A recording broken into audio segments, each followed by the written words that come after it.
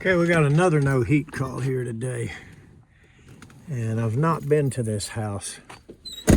The one next door has a 90% furnace under the house and a AC outside. It's probably going to be similar on this one. So we may be going into the crawl space, but let's take our 3 usual toys here and go see what we can find out. Okay. Real nice young lady in there, and she says it'll come on for about 5 minutes every hour. So I think it's trying and not able to light, and it's definitely under the house. I saw the vents in the wall and in the floor. So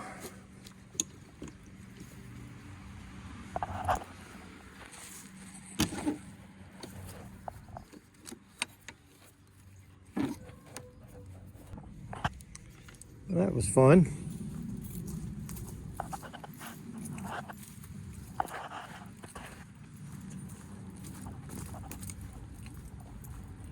We had a full day of rain yesterday, so I hope that doesn't mean that we're going through mud. No, got plastic. Looks like it might be dry.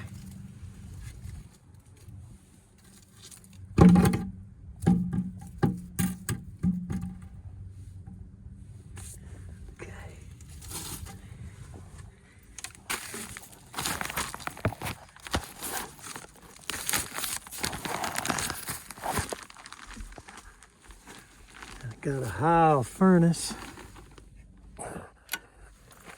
and a light. How about that? All right.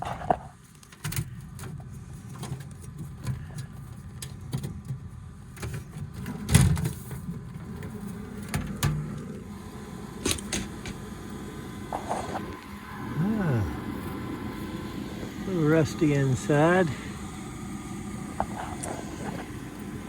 That's pretty nice.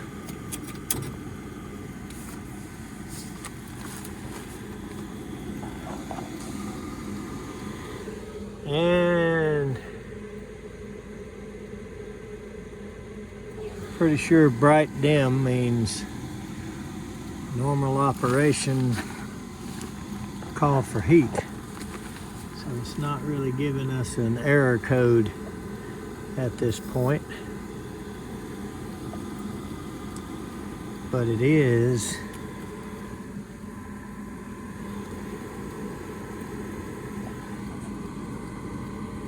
broken loose from the drain. And I guess they just had that sticking in there.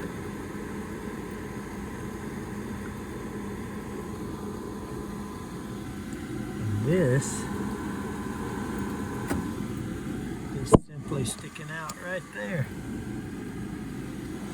Whoever installed this, I don't know if that's even doing anything. Oh, that's just holding the pipe, shimming the pipe up, I guess. I thought it was connected to the collector box.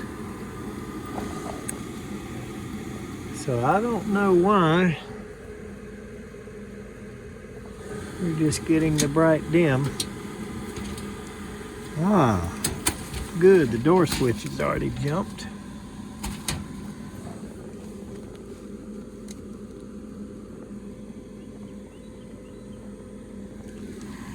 Must be on this other door.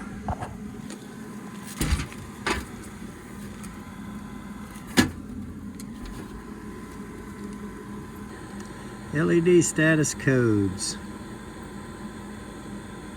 Heartbeat, bright, dim. Control has 24 volts of power.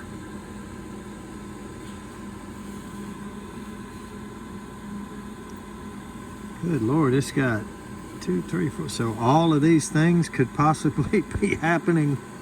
So there are numbers to it. And this key doesn't really make it all of that plain to see. So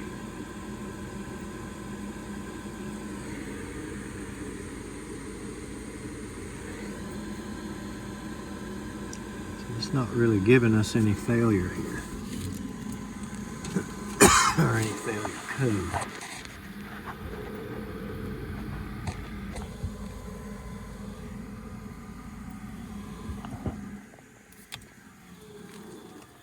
So let's reset it and see what happens. This thing has been full of water.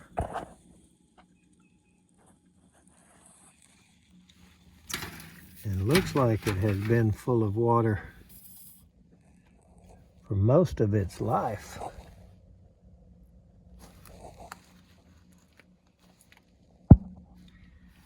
That's not great. Let's see what happens when it tries. Oh yeah, you get blower first. Well, at least that tells us the blower's working. So we've got 90 seconds to put up with that. And the way to avoid that, if you don't want to wait the 90 seconds, is to pull the W wire off, which removes the call for heat, then power it up, and then reintroduce the call for heat. And you won't have this 90 seconds to put up with. Okay, so we're getting one quick flash. There's that. And then two long flashes. So it should tell us that. And we'll just educate ourselves while we're waiting 90 seconds out.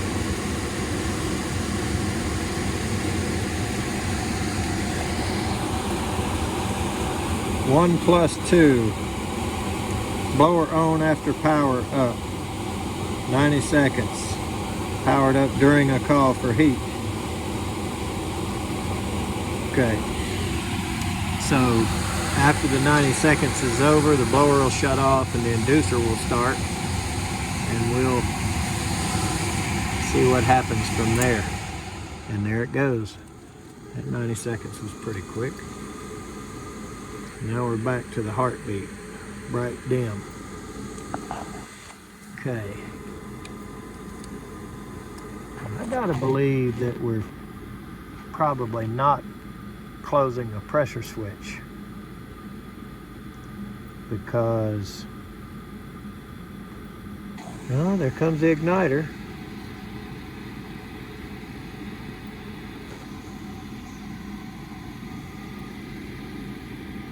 So let's see what happens. And there's flame.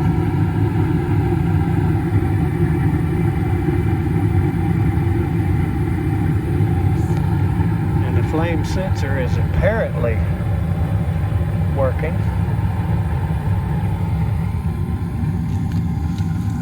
Because it's staying lit.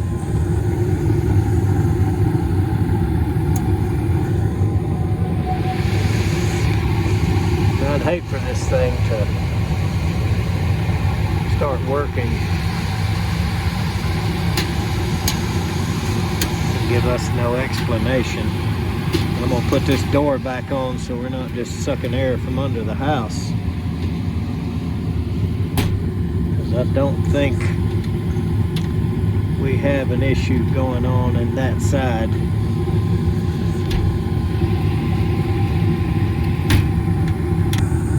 Alright.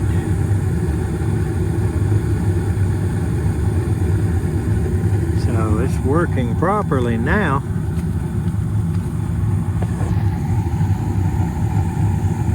I hate when nothing happens but just reset the power and it starts working.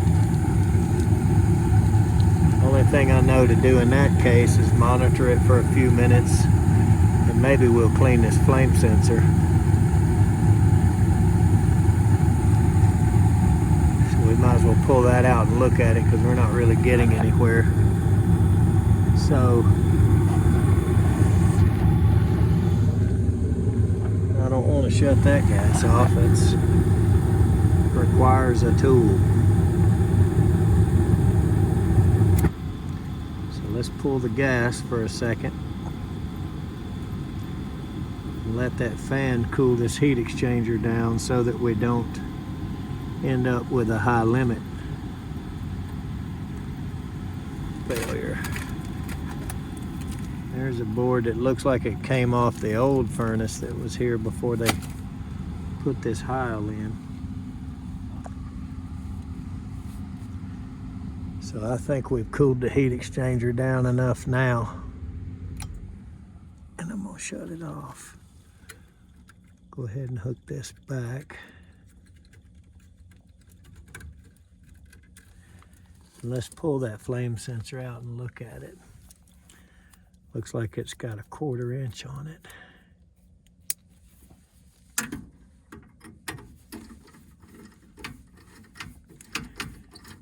So ICPs, if nothing else, they're usually easy to work on.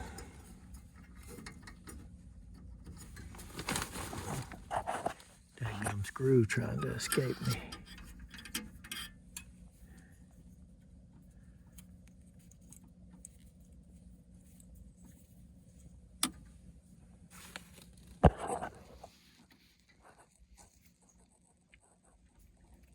She is black and crusty.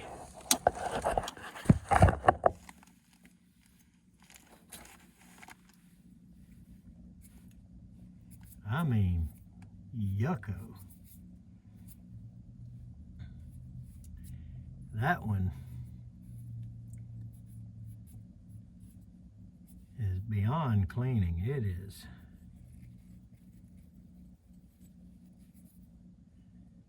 It is rough, but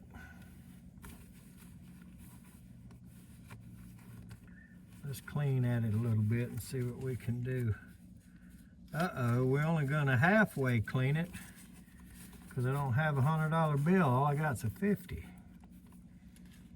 Dadgummit. Now that is out of out of sorts for me. I like these bent ones. They're easy to clean.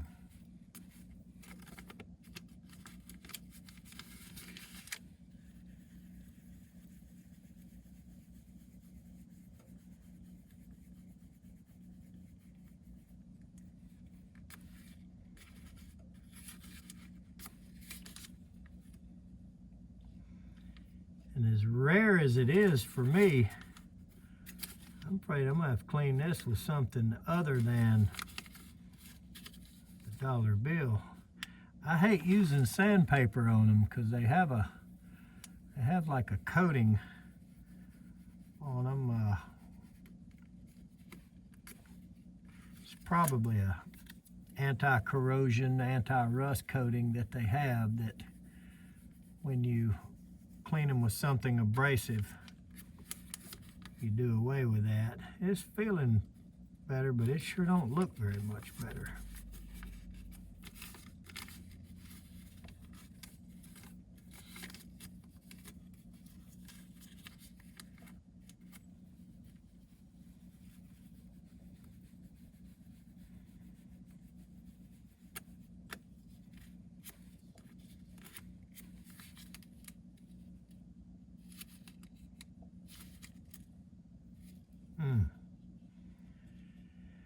I don't think I'm going to be satisfied with that.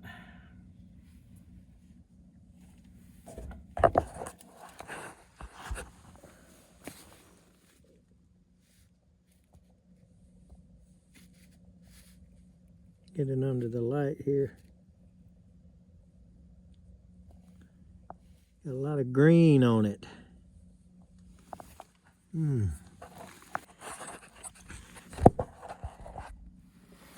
All right, well, after digging through the truck and finding about 6 or 8 flame sensors and not one shaped like that, I'm gonna do what really goes against my grain. And I'm gonna take this piece of emery paper, sandpaper, whatever you want to call it, and I'm gonna clean this sensor the wrong way.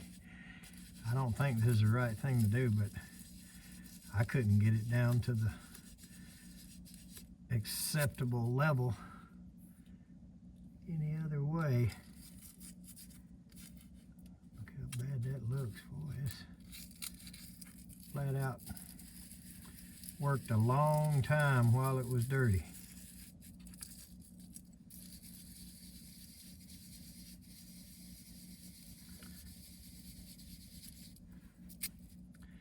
And that's got a lot to do with the purity of this combustion air that's this flame is burning in. And you can see in here, this furnace has been nasty and full of water for a lot of years.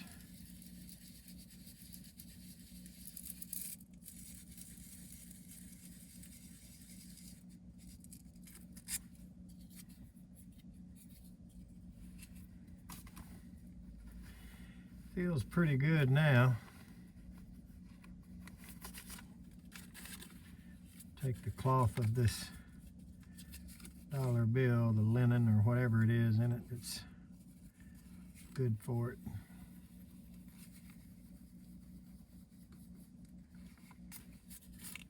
See if that makes it acceptable.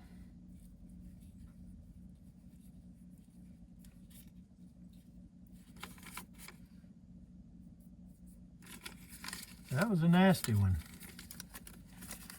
It's about as bad as I've seen a working flame sensor.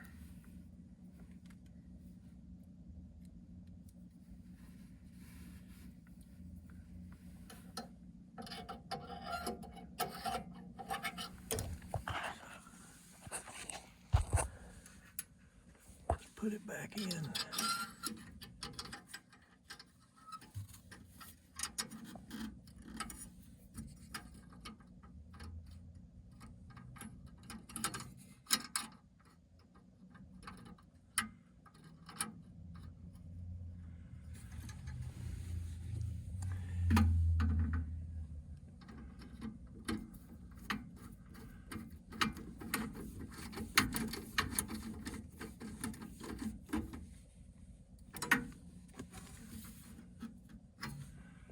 Okay.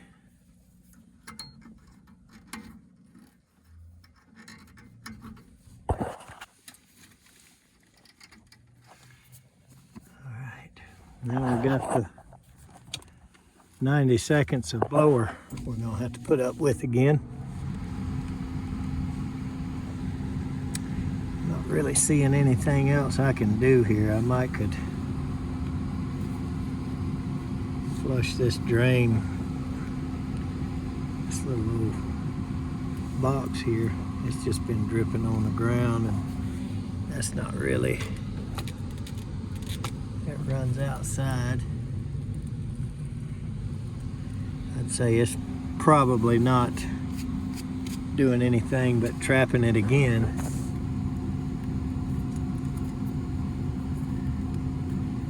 Stick that back in there. We'll do it.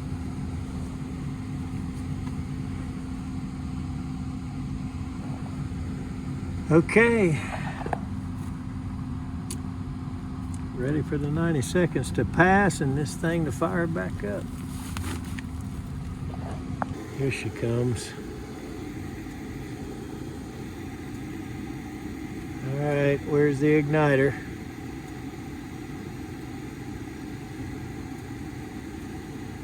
There it is.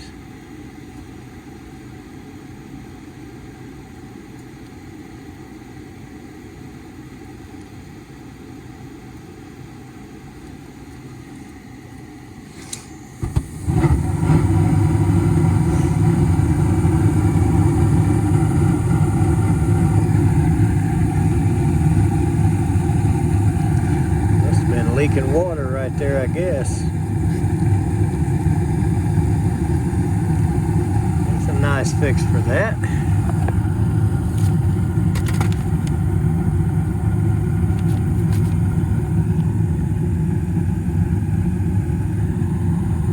That looks like come off an old train to me. That's where it was. We'll put it back. Look at that, sitting there doing nothing.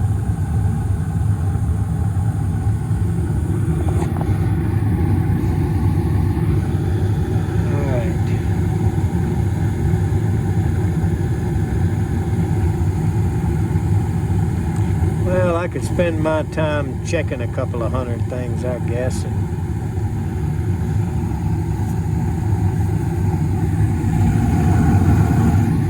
it's not gonna do it. Somebody's been fooling with this valve and left the cap out, and they got this shimming up the exhaust.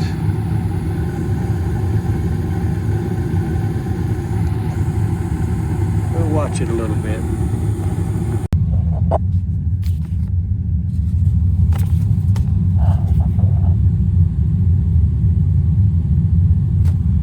OEM there, it looks like an ICP OEM part number. Pressure switch vent. So I guess because there's two pressure switches. We just lost flame. Wonder if we lost the call. And we got 3 flashes.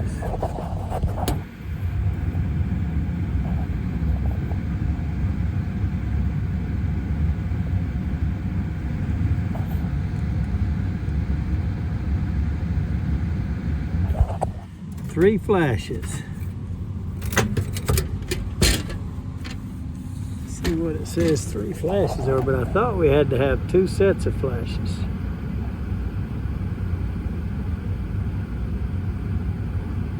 Nothing but 3 flashed ones. Okay.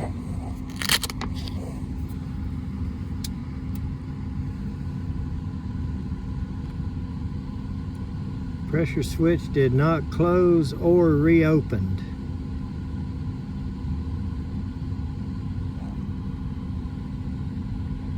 Minutes before retry. Well, this thing's going to work us a little harder than I wanted it to, ain't it? Or figure out the old way what did it. And I hear water sloshing around in there.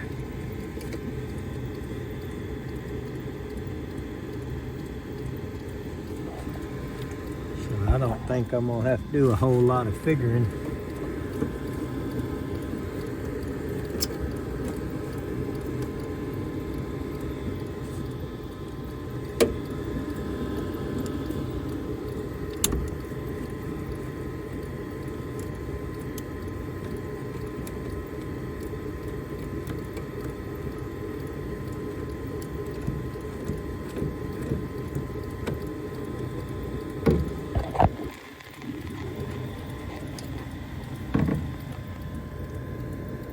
Fine threaded little old jewel.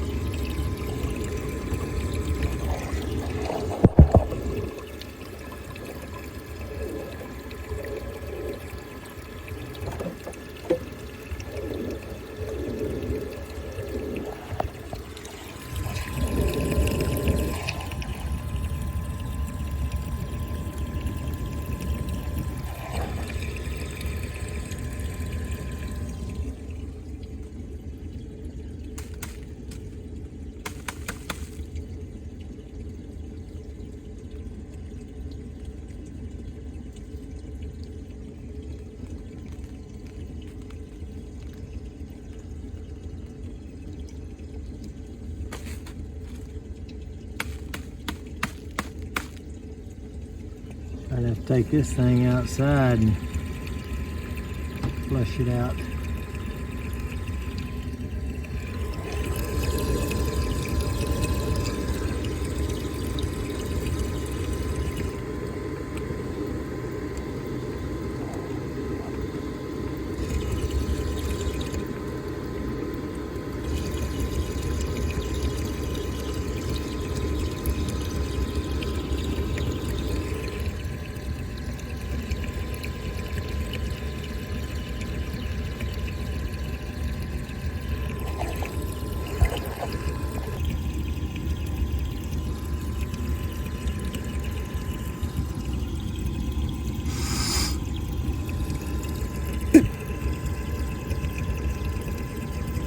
Yuck.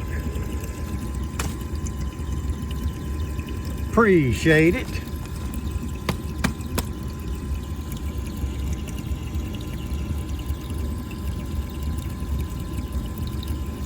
All right, let's go outside to the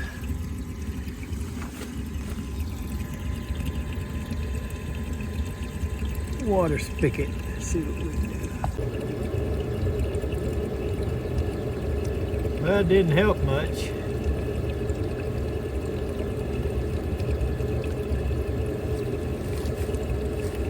Got a little more all over me flushing it out.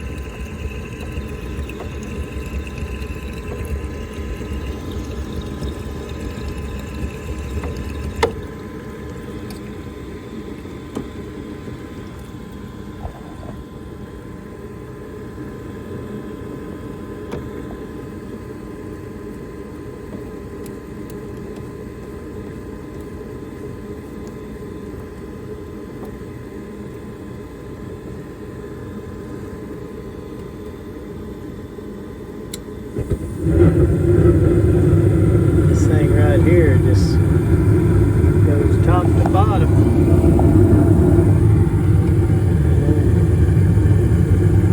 Jumper hose.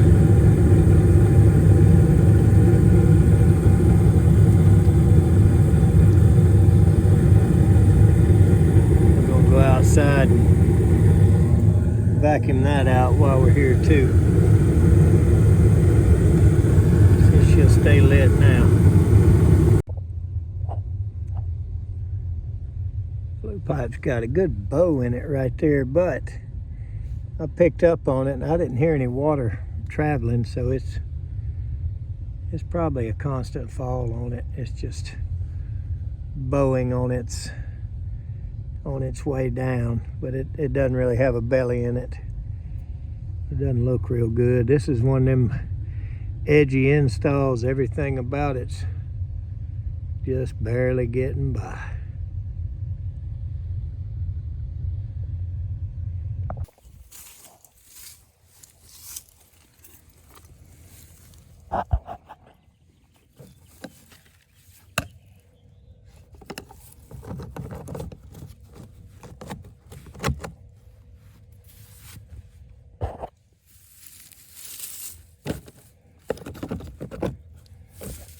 Close to the ground.